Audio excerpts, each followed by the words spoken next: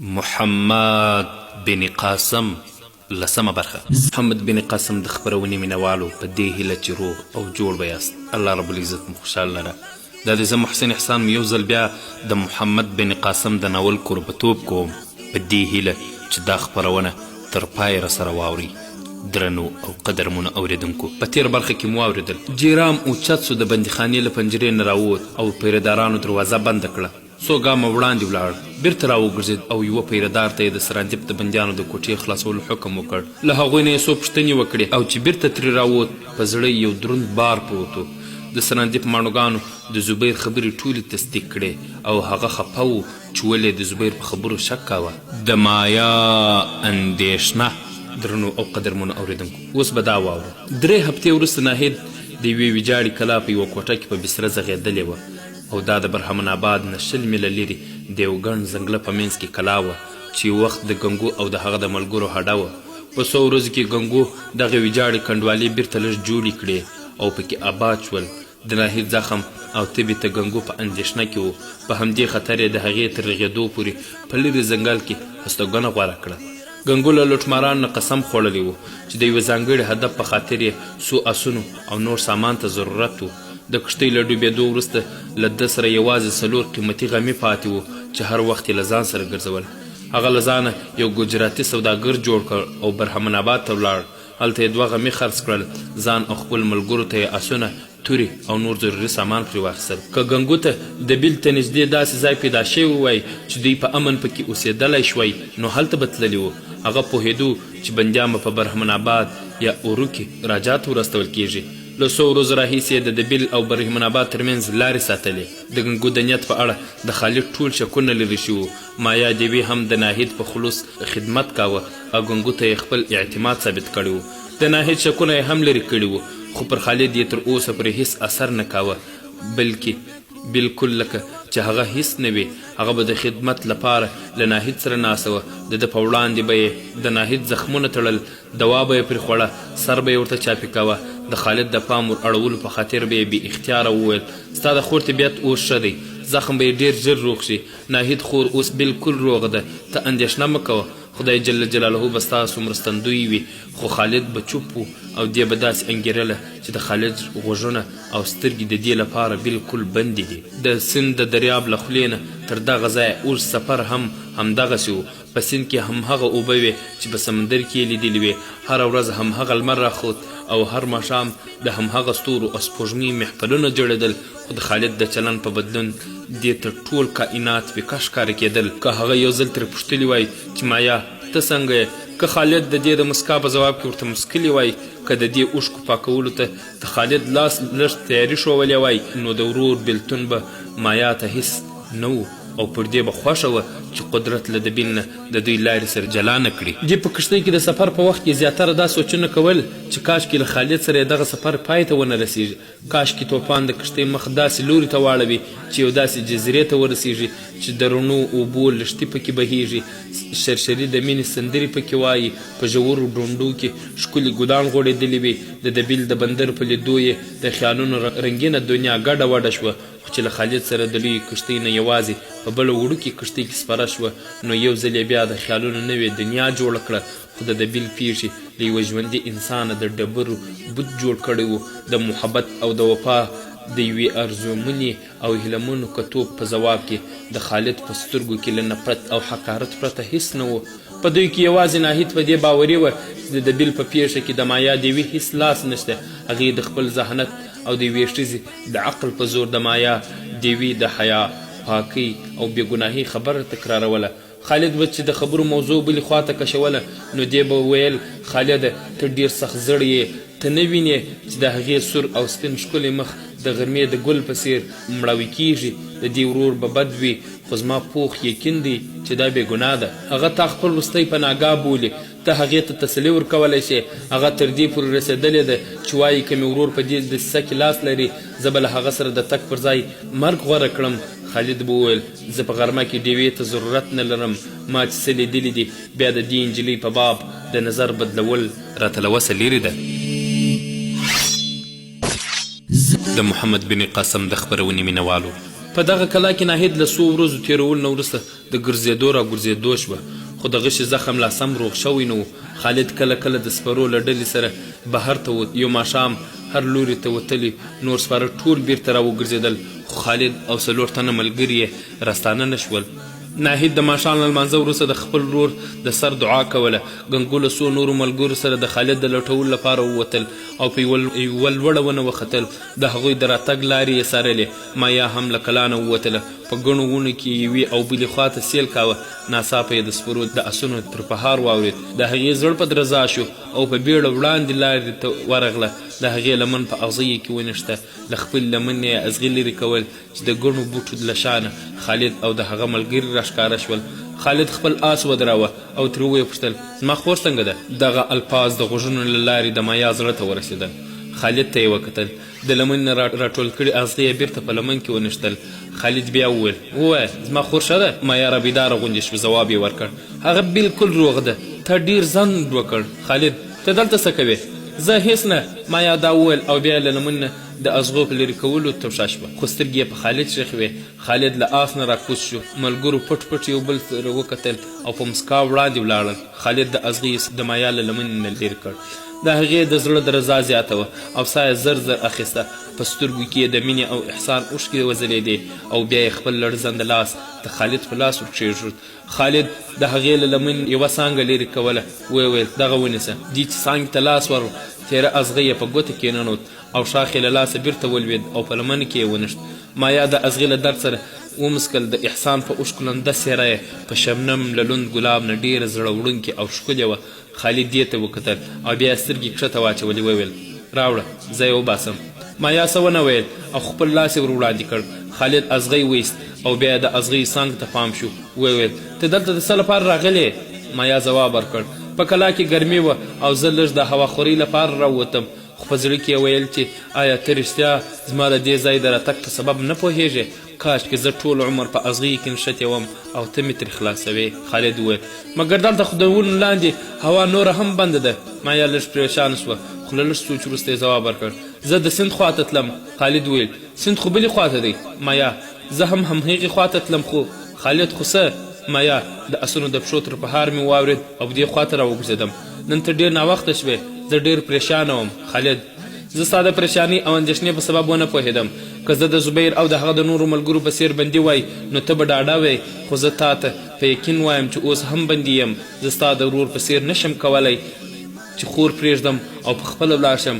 د مایا په زړه نښتر ښخ شو. تر ډېره ځنډه چوپه او بې حرکته ودرېده. د معمول پر خلاف یې لاس په نامه ونیوه او خالد ته ودرېده. د هغې په ځلانده سترګو کې بیا د اوښکو پردې وغوړېدې. ورو ورو دغه پردې غونډې شوې او په رڼو څاڅکو بدلې شوې. بڼو یې نور بار نشو اوچتولی او سک سک لاندې وسسېدې. بیا دغسې اوښکې ځلېدونکو غمیو په څېر نرۍ لارې جوړې کړې. کښته ولاړې او د شونډو پر سر ودرېدې. مایا خپل مخ په دواړو لاسونو پټ کړ. خالد وویل راځه نور ناوخته کېږي. مایا د خالد غږ له اورېدو سره خپړې له مخ نه لرې کړې. لمن یې له ازغۍ نه خلاصه شوې وه او خالد د آس جلب نیولی و. تګ ته تیار و. دې ورته وویل ته ولاړ شه زه درپسې درځم. زه خو د وروستي ځل لپاره یوازې دا خبره درته کوم چې زه بې ګناه یم. که زما ورور په دې دسیسه کې شریک وي هم دا انصاف نه دی چې د هغې د ګناه سزا ما ته راکوئ. خالد ځواب ورکړ زه تا ته سزا درکول نه غواړم. تا به ډېر ژر خپل ورور ته ورسوو. ستا ورور له دې ځایه ډېر لرې نه دی. 4 میله لرې د سمندر په څنډه هغوی اړولي دي. له راجانه د انعام د ګټلو لپاره بندیان برهمن آباد ته وړي. له هغوی سره د دبیل حاکم هم دی. تر سبا پورې به دوی برهمن آباد ته ورسیږي. نن ښایي ستا ورور ته زموږ پیغام ورسیږي. که هغه د بندیانو خوشي کول ومنل نو تا به هغه ته ورسوو. زه له پیله په دې راضي نه وم ته دلته پاتې شې. زموږ اخلاق دا اجازه نه راکوي چې پر یوه بې وسه تورسرې لاس اوچت کړو. ته بالکل ډاډه اوسه. مایا تا د چا ویل چې زما ورور بندیان بیایي؟ آیا دا امکان نه لري چې هغه له پرتاب رای سره زما د ورور حیثیت هم د یوه بندي وي؟ خالد نن ما په خپلو سترګو دوی ولیدل او راغلم. هغه په یو مشکي آس سپور و خو بندیان د غویانو په ګاډۍ کې لاس او پښې زولني وو. راځه ناوخته شو. ګنګو به اوس ما په انتظار وي. مایا تاسو درځئ زه درپسې یم. د محمد بن قاسم د خپرونې مینوالو خالد د آس جلب ونیو او پلي د کلا تر دروازې پورې ولاړ. ګنګو بهر د ده په انتظار ولاړ. بیا مسکی شو. پوښتنه یې وکړ خالده مایا دې چېرته پرېښوده؟ خالد به بې پروایي وویل هغه راپسې ده راځي. خالد تاسو یې راولئ. ما ته یې وویل ته درځه زه درپسې یم. ګنګو په مسکا وویل ښځه هم عجیب مخلوق دی هغه په پټه ستا د راتګ لارې څارلی شي ستا لپاره په ازغیو کې ځان غورځولی شي خو چې ته لږ د دې په لوري ورمایل شوې بیا د سرایي هوسۍ په څېر وترېده او وتښتېده. خالد ځواب ورکړ زما په زړه کې د شاعرۍ لپاره ځای نشته اوس تاسو وایئ موږ باید څه وکړو تا به د بیل د قافلې خبر اورېدلی وي ګنګو هو اورېدلی مې دی له هغوی سره 200 تن سپاهیان دي زموږ د ګوتو په شمېر په هغوی حمله نشو کولی ما دلته د جیرام د راوستلو تدبیر سنجولی دی. خالد ګوره تاسو د هغې نجلۍ د خبرو تر تاثیر لاندې راغلي وئ ناهید هم د جیرام په باب نظر بدل کړی و. ګنګو په مسکا ځواب ورکړ زوی ته له مانه زیات د هغې تر تاثیر لاندې وې په هر صورت اوس زه په دې باوري یم چې مایا بېګناه ده. خالد او تاسو سره له دې هم جیرام ته د مایا د وژلو اختار ورکوئ. ګنګو ستا د ملګرو د خلاصون لپاره تر دې غوره لار نشته خالد خو که جیرام د خپلې خور قرباني د راجا د خوش لپاره ومني بیا ګنګو زما داسې تمه نشته خو که جیرام دومره ذلیل شو بیا خو مایا غوندې نجلۍ د دغسې ظالم ورور له منګلو خلاصول زموږ فرض دی. هغه پخپله هم تر جیرام نه تا ته پناه در وړل خوښوي په څو ورځو کې به ستا خور د سفر وړ شي او بیا به موږ تاسو د مکران تر سرحدونو پورې ورسوو. خالد دا کله کېدای شي چې موږ خپل ملګري په مصیبت کې پرېږدو او لاړ شو. ګنګو تر دې ځایه هلته له دوی سره ښه مرسته کولی شي پر عربو برسیره د سراندیب د ماڼوګانو بندي کول یوازې په دې خاطر دی چې د عربو د زنداني کېدو خبر افشا نه شي. که دا خبره بغداد او مصر ته ورسیږي نو ستاسو قوم به چوپ پاتې نشي خو ته تر هغو پورې نشي تلای تر څو ناهید روغ نشي. که جیرام زموږ تر ګوتو راغی نو دا امکان لري چې لږ تر لږه د زبیر په ژغورلو بریالی شو. خالد که داسې وشي نو ډېر ښه به وي زه په عربو کې څوک نه پیژنم امکان لري په دمشق او بصره کې څوک زما فریاد وانوري خو زبیر هلته په زرګونو کسان پیژني. هو دا دې ونه ویل چې نن زما په غاړه څه کار اچوي. ګنګو ځواب ورکړ ته ارام وکړه خو مایا دې وي تر اوسه نه درغلی ښایي هغه په بله دروازه کلا ته ننوتې وي. خالد وویل زه اوس معلومات کوم او بیا په منډه کلا ته ننوت. لږ ځنډ وروسته بیرته راستون شو وویل تر اوسه کلا ته نه در رسېدلې. ګنګو وویل ته هغه څومره لرې پرېښوده خالد له هغو بوټ په منځ کې لږ او ډېر 100 ګامه وړاندې. ګنګو تا خو به هغې ته څه سختې خبرې نه وي کړي خالد نه خو هغه زما په هره خبره په اوښکو تویولو عادت شوی. هو ما یوه غلطي وکړه ګنګو څه غلطي؟ خالد ما ورته ویل چې ورور دې له دې ځایه 4 میله لرې دی. ګنګو په شپه کې د دې ځنګل نه تېرېدل د ښځو کار نه دی دا یې وویل او بیا یې خپلو ملګرو ته غږ کړ او په ځنګل کې یې د مایا د لټولو حکم وکړ. بیا یې خالد ته وویل زما په ګمان به تر اوسه لا همهغه ازغیو بوټو سره په خبرو بوخته وي ته هغه خوا ته ورشه زه د سیند لوري ته ځم. زه په هغه څه شک نه کوم خو د مایوسۍ په حالت کې ښځه هر څه کولو ته تیاره ده. زه ځم چې د سیند په غاړه زموږ کښتۍ د دې د تباهۍ سبب نشي. د محمد بن قاسم د خپرونې مینوالو د خالد له تلو وروسته مایا تر څه ځنډه د همهغه ازغیو بوټو سره ولاړه وه. د خالد په لاس له دې د لمنې نه راټول شوي ازغي ورته د ګلانو په څېر خوشبویه ښکاره کېدل. دې په هغو څو شیبو فکر کاوه چې خالد دې ته ډېر نږدې و. د هغه خبرې د دې په غوږونو کې کړنګېدې او یو په بل پسې د زهرو او شاتو غړپونه تر ستوني تېرېده. زړه یې د خالد په باب د سره مخالفو خیالونو د ټکر ځای و. کله به ورته هغه د قهر او غضب مجسمه شوه او کله د ایثار او مینې معبود. د لږ ځنډ وروسته د هغې په زړه له زغم وتلی پیټ بار شو او د سپوږمۍ په رڼا کې له څانګو او ازغیو لاره غږ کړه او د سیند په لور روانه شوه. د سیند په غاړه یوه کښتۍ ولاړه وه. هغې کښتۍ چې له سمندر نه یې دلته را رسولي وو هغه چې دې د سفر په وخت کې په اسمان کې د ځلېدونکو ستورو سره خبرې کړې وې دا د کښتۍ په یوه سر کښېنسته او پښې یې کښته وځړولې. د اوبو څپې په پښو لګېدې. مایا له ځانه سره ویل که کوم لیوه دلته راشي نو بیا به څه کوم؟ بیا یې خپل ځان ته ځواب ورکړ که لیوه راغی زه ترې تښتم ورځم له کښتۍ نه کوزېږم او چې سهار هغه راشي او زما سړېدلی وجود وګوري څه حال به وي؟ هغه به وایي مایا ته دلته ولې راغلې ما خو له تا سره ټوکې کولې زه پوهېدم چې ته بېګناه یې مایا ما وبخښه ما ستا په پېژندلو کې غلطي کړې وه. نه هغه به داسې ونه وایي و به وایي دا لیونۍ وه او ساده وه. هو زه رښتیا لیونی یم د هغه په زړه کې زما لپاره هېڅ ځای نشته. هغه چې زما له لمنې نه ازغي لرې کول نو ما فکر کاوه چې د نړۍ پاچاهي زما شوه. زما د سیند د غاړې له ریګونو نه ماڼۍ جوړولې د هغه زړه د ډبرې دی هغه ظالم دی د هغه په چا اعتبار نشته او ولې به اعتبار کوي؟ زما ورور له دې خلکو سره ډېر بد سلوک کړی. کاشکې هغه زما ورور نه وای کاشکې په کښتۍ کې یې ماته ویلي وای چې زه له دې خلکو سره داسې دوکه کوم نو ما به پټ خالد نه لیدو اوس هغه زما ورور ته استوي. که زموږ دغه انجام نو قدرت په کښتۍ کې ولې یو ځای کولو او بیا چې کله د بیل کې یو له بل بېلېدونکي و تقدیر دلته ولې یو ځای راوسته. زه تر اوسه د ده له نفرت سره مینه ولې ورسره لرم. ما د مایوسیو په طوفانونو کې د امید ډیوې ولې بلې کړې. هو زه مجبوره وم، دا زما په اختیار کې نه وه. زه اوس هم بېوسه یم، زما هیڅوک نشته، زما هیڅوک هم نشته. زه خپل بګوان ته چیغې وهم، هغه بګوان خدای جل جلاله ته چې دوی یې هره ورځ 5 ځله عبادت کوي. خو زما لپاره له اوښکو او آهونو پرته هیڅ نشته. اوښکې او آهونه کاشکې زه پیدا شوی نه وای، کاشکې د سمندر څپو زما په زړه بدېدای. مایا خپل سر په دواړو لاسونو کې ونیوه او تر ډېره وخته یې سلګۍ وهلې چې چا په اوږه لاس ورکښېښود او ویې مایا.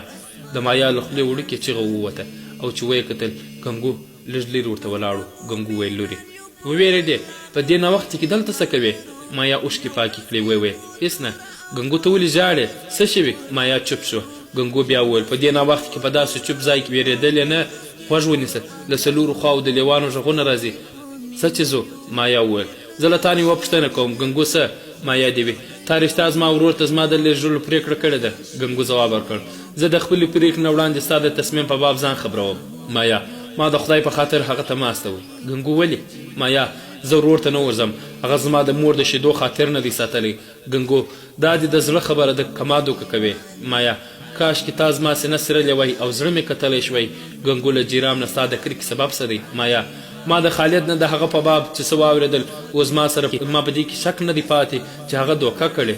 ګنګو آیا دا امکان نه لري چې موږ ته ستا ورور ته وسپارو او زبیر او نور ملګري یې په بدل کې راخوشي کړو؟ مایا که جرام یو ځل دوکه کړې وي نو بل ځل که فرصت په لاس ورشي بیا به یې وکړي.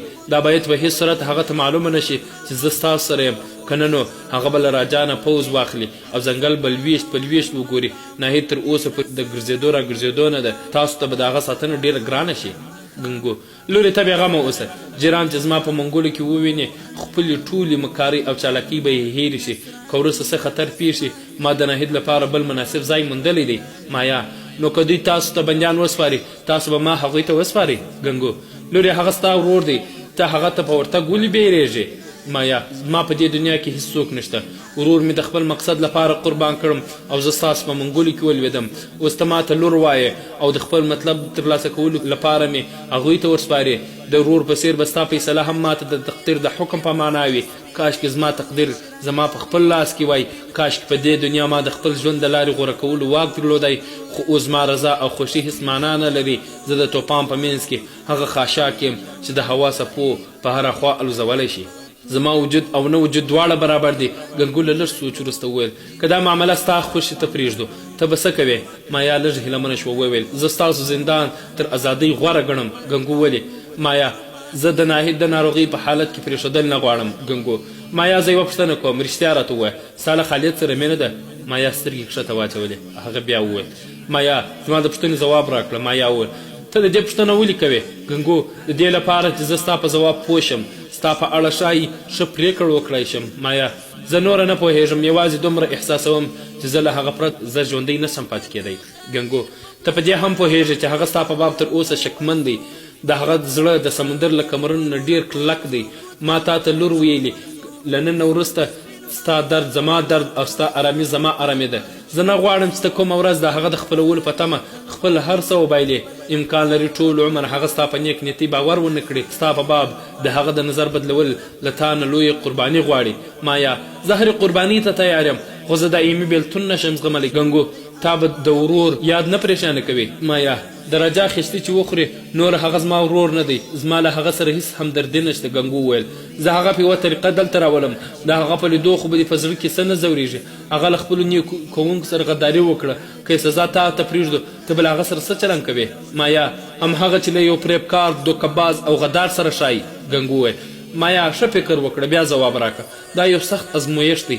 امکان لري ورور دې په مخ کې ودروم او د انصاف توره په لاس کې درکړم. مایا ما ښه سوچ کړی دی، زه هغه د رحم لایق نه وینم. ګنګو څه ویل غوښتل چې له بوټونو د خالد غږ اوچت سو. مایا ته چېرته یې؟ ګنګو مایا ته وویل ته په کښتۍ کې غلی شه او تر څو چې زه درته ونه وایم مه راځه. مایا بې له دې چې څه فکر وکړي د هغه امر ومنه او لاړه. ګنګو له کښتۍ نه راکښته شو او د سیند په غاړه ودرېد. خالد بیا غږ وکړ. ګنګو ځواب ورکړ خالده زه دلته یم.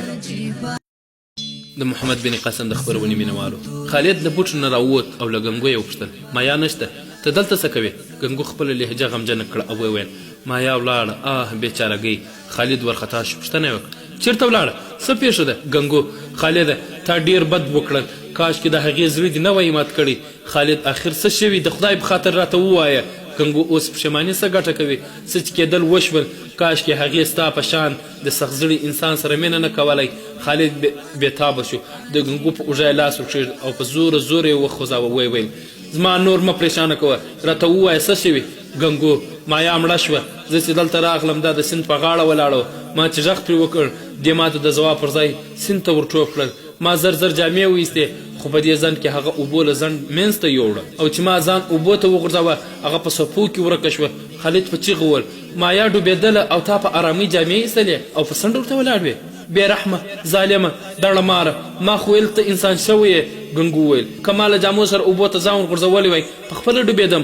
خالد: نو ته ګمان کوې چې ستا په ډوبېدو په دنیا کې څه کمي راغلی وای؟ ګنګو: نو د هغې په مرګ په دنیا کې څه کمي راغلی؟ له ورور نه یې زړه تور شوی و، ساله چلن هغه مایوسه شوې وه، ښه وشول. هغه د ویلي ویلي کېدو او مړه کېدو پر ځای یو ځل ډوبه شوه او مړه شوه. هو رښتیا، کله چې ما جامې ایستلې او د اوبو څپو ورسره اخیستې وه نو ما ته یې چیغې کړې چې ګنګو زما د ژغورلو هڅه مه کوه، هېڅ ګټه نه لري. خالد ته مې سلام ووایه، زه د هغه له مینې نه مایوسه شوم او نور ژوند نه غواړم. خالد تر ډېره وخته لکه بوټ شخ پخ ولاړو. ګنګو یې په اوږه لاس وکښېږد او ویې ویل: خالده اوس له پښیمانۍ څه ګټه، څه چې کېدل وشول. خالد یې لاس له اوږې نه ډیکه کړ، شاته یې وویل: ته ورځه. ګنګو وویل: نه، موږ باید ډېر کارونه وکړو، ځه چې ځو.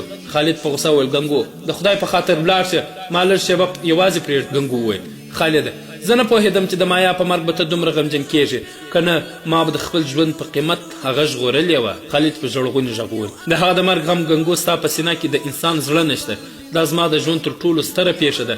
هغې د مرګ سبب زه یم او زه به تر مرګه ځان ونه بخښم. ګنګو تا خو ویل چې مایا به یې ورور ته وراستوو، چې ته یې په بېلتون نه خفه کېدې، په مرګ یې ولې زهیر یې؟ د محمد بن قاسم د خپرونې مینوالو، دا چې په راتلونکي کې څه وسول انشاءالله په بله برخې به یې واورو. د خپرونه ما محسن احسان چمتو او تاسو ته وړاندې کړه.